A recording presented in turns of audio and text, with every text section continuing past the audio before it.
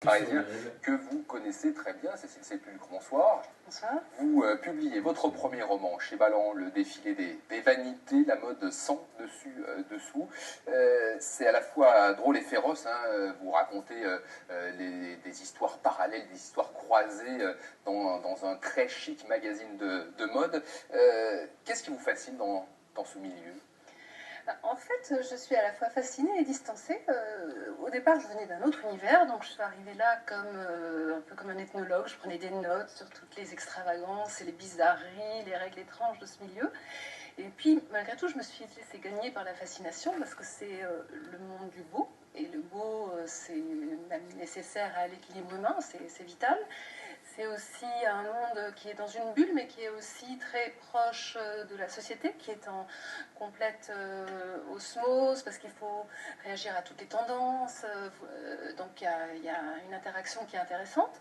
Et puis c'est aussi un monde qui est en prise complète avec la réalité de notre société, le commerce, la fabrication, l'artisanat, et puis qui nous entraîne dans le monde entier. Alors ça c'est le côté très sérieux, mais il y a quand même des choses hallucinantes que vous racontez dans votre roman. Un roman qui se déroule à Paris. On voit des images du défilé Versace qui s'est déroulé hier soir, puisque la Fashion Week a débuté dans la capitale française. Est-ce que Paris est toujours la capitale de la mode, malgré la montée en puissance de Milan, de Londres ?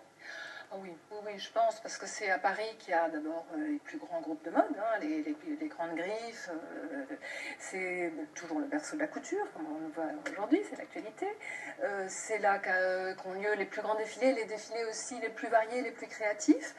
Et c'est enfin Paris qui attire tous les créateurs, tous les créatifs du monde entier. Et c'est aussi pour ça que c'est bien qu'un roman, pour une fois, se déroule là, parce que... Alors, dans ce roman qui se déroule à Paris, comparez le milieu de la mode avec la cour de Versailles, avec son roi, sa reine, ses courtisans, ses favorites. Et effectivement, il y a un vrai parallèle.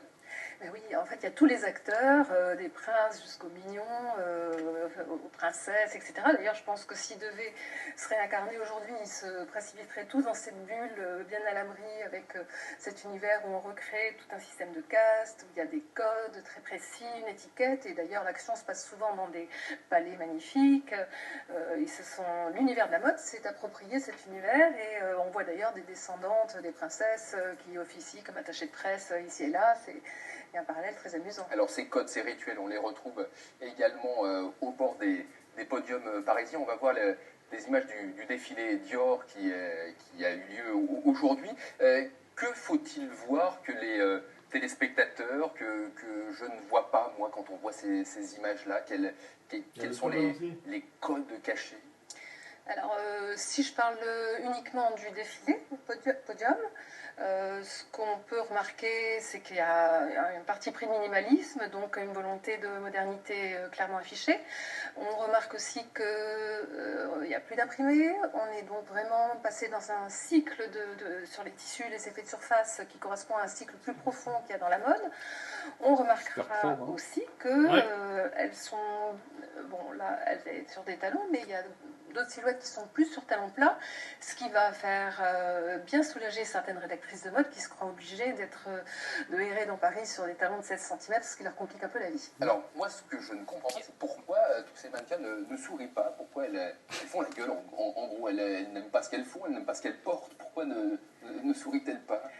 Alors, il y en a effectivement très peu qui sourient. Il y a Sonia Rykiel qui s'est fait un peu une spécialité du sourire, mais malheureusement, c'est pas...